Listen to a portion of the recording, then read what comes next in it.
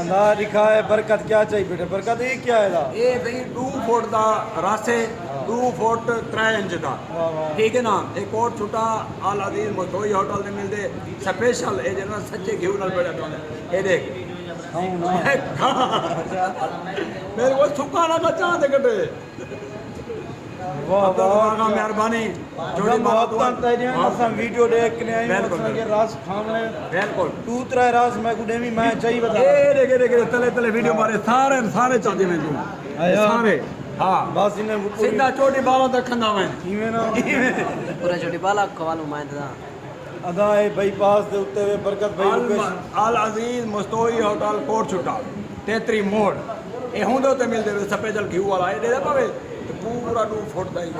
ये जिले बंदे ने काट देना जा जा वो काट देना से बनवाए दे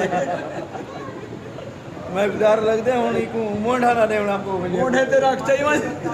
निगाह दे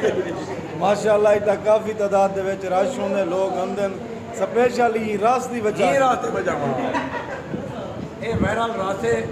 ना मतलब जंदी आईडी दे वेंदे वायरल ओही ते आवे वो ही थे आवे ने ए बरकत केरी फैक्ट्री बनदा उसे ए फैक्ट्री थई ए पे कोट छुटे उथे बनदे पे किथे नहीं बनदा वाह भाई वाह बिल्कुल ते हुन इने को खाऊं पीऊं हाँ खा चा लाथी पी